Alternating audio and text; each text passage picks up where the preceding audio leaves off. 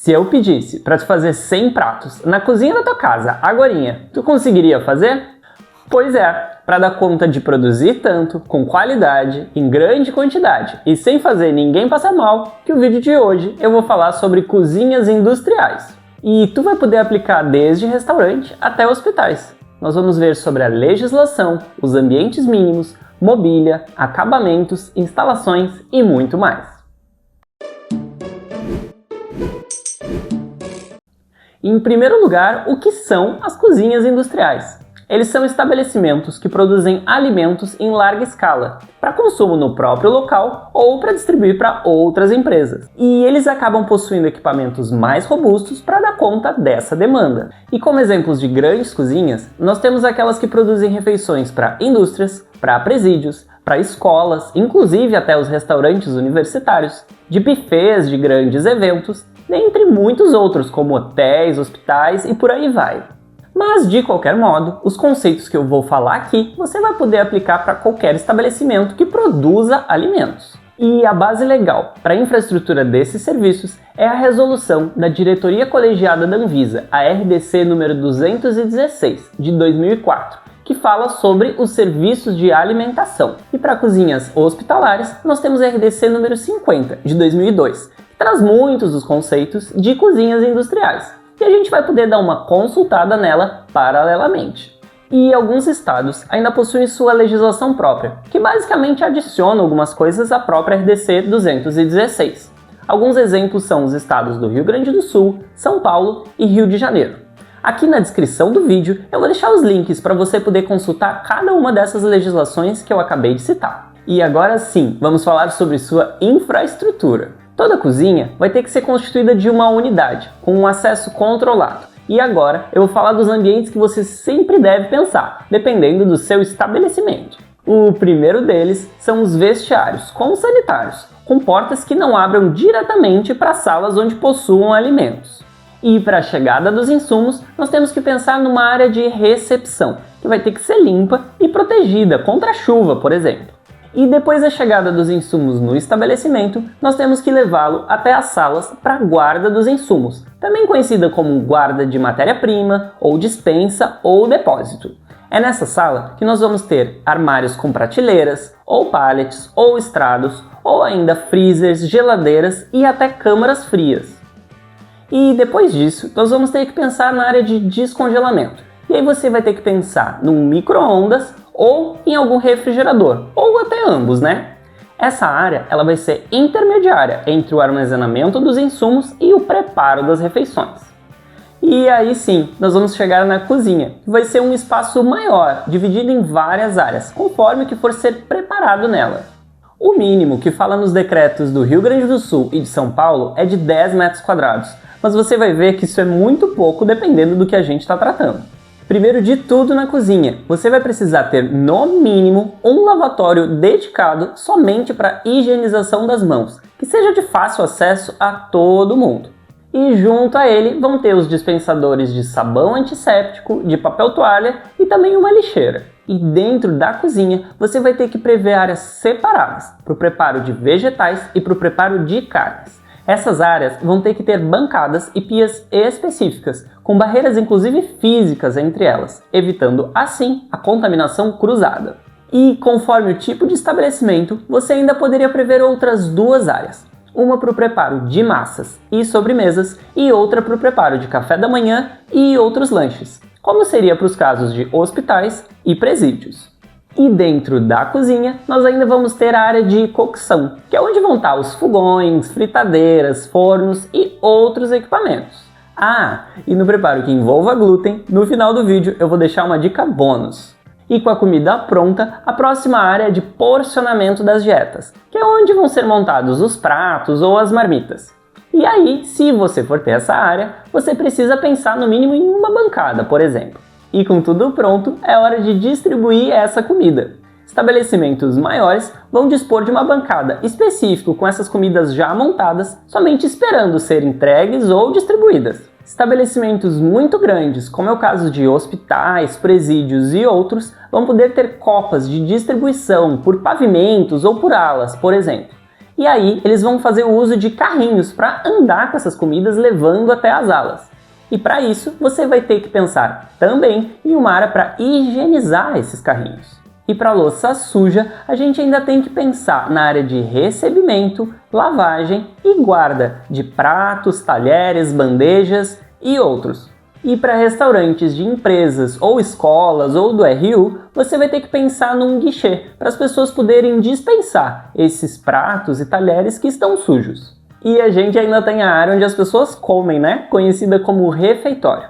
Para esse espaço, você vai ter que pensar em 1 metro quadrado por pessoa, além de um lavatório na entrada, também com sabão, papel toalha e uma lixeira. E não esqueça de tomadas para buffet, bebedouro, máquinas de bebida, dentre outros, além de sanitários próximos a esses refeitórios, para que o público possa vir a utilizar. E nós ainda temos ambientes de apoio obrigatórios, como é o caso do depósito de material de limpeza, conhecido como DML, que é onde vão ficar os equipamentos e os produtos químicos que você usa para limpar o estabelecimento. Para hospitais, esse espaço deve ter no mínimo 2 metros quadrados, 1 metro de largura e um tanque. Para os demais até não é obrigatório, mas eu diria que é recomendável. Depois, nós temos o local para armazenamento de resíduos, que é um local fechado e completamente separado das áreas de produção de alimentos. E ainda temos que pensar nas áreas para botijões e cilindros de gás, que tem que ser ventiladas e fora da cozinha, viu?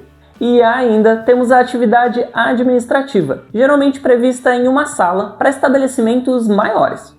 E o fluxo das cozinhas tem que ser ordenado e sem cruzamentos. E como eu já disse, elas vão ter que constituir uma unidade específica, com o controle do acesso. Deve-se pensar em barreiras físicas para entrar nas áreas de produção e também entre as produções de modalidades diferentes, como é o caso das carnes e dos crus, evitando assim contaminações cruzadas. O lixo não pode sair por onde entram os insumos ou as matérias-primas. Caso você possua somente essa abertura, você deve pensar em horários diferentes para fazer esse fluxo. E chegou a hora dos acabamentos. Pisos, paredes e tetos devem possuir um revestimento liso, resistente a lavagens e até, em alguns estados, de cor clara. E não precisa sair azulejando toda a parede, apesar de que isso seria bem recomendável para locais onde a gente tenha grande produção de gordura. Contanto que você utilize revestimentos lisos e impermeáveis, como é o caso de massa corrida, depois com uma tinta acrílica, por exemplo. Já as portas e janelas devem estar bem ajustadinhas em todo o seu entorno, para evitar a entrada de qualquer tipo de animal. E as portas para onde a gente está produzindo alimentos ou a gente tiver estoque de alimentos, sempre devem ter um fechamento automático, com o uso de molas ou pistões, por exemplo. E todas as aberturas de portas, janelas ou exaustores que abrirem para a rua devem possuir uma tela milimétrica de fácil limpeza e também bem ajustadinha na volta. E o próximo tópico é a mobília. Qualquer tipo de mobiliário que entrar em contato direto com o alimento não pode transmitir para ele nenhum sabor, odor ou partículas. É comum a gente encontrar todas as superfícies de uma cozinha em aço inox, já que ele é um revestimento considerado liso, impermeável, sem rugosidades e que não transmite essas características para os alimentos. Já as prateleiras, pallets e estrados devem ser em materiais lisos, impermeáveis e laváveis. Então, madeira, nem pensar. Além disso, eles devem ser posicionados de uma maneira que garanta a ventilação por toda a volta do produto. E para isso, caso você esteja projetando, pense neles com um certo distanciamento da parede. E agora, vamos para as instalações. Todas devem ser preferencialmente embutidas em parede, piso ou teto.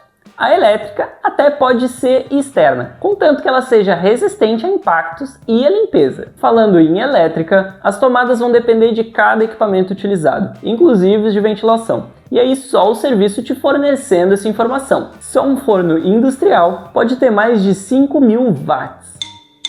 E para iluminação, eu recomendo consultar a NBR 8995-1 de 2013, que vai falar em até 500 lux de luz para cozinhas ou para áreas de fabricação de alimentos. E para quem não sabe quanto é isso, é tipo bem iluminado, tipo um corredor de hospital. Eu aconselho a utilização de uma cor entre neutra e fria, em torno de 5.000 K. E também uma outra dica, que a iluminação esteja incidindo sobre o alimento, evitando assim sombras. E da parte hidrossanitária, o reservatório de água pode ser extremamente necessário e, dependendo da legislação do seu estado, ele pode ser até obrigatório. Os reservatórios e instalações devem estar sempre bem adequados. Afinal, o serviço vai ter que fazer testes regulares na qualidade da sua água. Alguns equipamentos vão precisar de pontos de água específicos, como é o caso de fornos a vapor e de máquinas de lavar louça. Torneiras de água quente para higienização de utensílios e panelas são obrigatórios para os hospitais e para os demais estabelecimentos são altamente recomendáveis. E se tu precisa calcular o consumo de água para saber o tamanho do teu reservatório, eu recomendo você consultar a RDC 50, que dá estimativas de consumo tanto para água fria quanto para água quente. As áreas molhadas precisam contar com ralos com tampas de fechamento. E as caixas de gordura e inspeção de esgoto não podem de maneira alguma estar dentro de áreas que possuam alimentos. E a instalação de ventilação tem que garantir uma renovação de ar, com fluxo de ar que não incida sobre os alimentos. Eu indico a consulta NBR 14518 de 2020, que vai falar nisso e muito mais. Por exemplo, para os equipamentos que gerem calor ou vapor, como fogões e chapas, essa norma vai falar que precisa ter uma captação contínua de ar, com o uso de coifas, por exemplo. Também é importante pensar na saída de ar e fumaça de exaustores, coifas e chaminés, de modo que não atrapalhe a vizinhança. E dependendo do tamanho da cozinha ou da indústria e da manipulação dos alimentos, pode ser que seja necessário o seu contato com um profissional da área para poder projetar esse sistema de ventilação. E agora vão algumas dicas que você pode utilizar em muitas cozinhas. E a primeira delas é que você pense em um refrigerador em uma área específica para a guarda das amostras que vão ser coletadas dos alimentos que estão sendo preparados no estabelecimento. E o lixo nunca pode estar exposto e você também não pode encostar com a mão para abrir essa lixeira. E, portanto, você deve pensar que elas devem ter um acionamento por pedal e com tampa. Assim, sobre a produção de glúten, nós temos a primeira publicação que eu conheço no Brasil em legislação falando sobre o tema, que é no estado do Rio Grande do Sul, na portaria 799 de 2023. Nela, se fala que qualquer alimento de linha produtiva que queira ser considerado sem glúten deve possuir um fluxo completamente separado, com áreas físicas também separadas. Já outros estados regulam a entrada de animais dentro dos estabelecimentos até os refeitórios. E aí, por conta disso, pode ser que você precise pensar em um refeitório separadinho, onde as pessoas possam levar os seus animais. Bom pessoal, meu objetivo até aqui é para que pudesse facilitar um pouco do seu conhecimento sobre como funciona uma cozinha e como deve ser a sua infraestrutura física. Se tu ficou com alguma dúvida, peço que tu deixe aqui nos comentários para eu tentar te ajudar. Se tu gostou do vídeo, deixa o like, se inscreva no canal, ative o sininho. E acho que é isso. Então tá, tchau!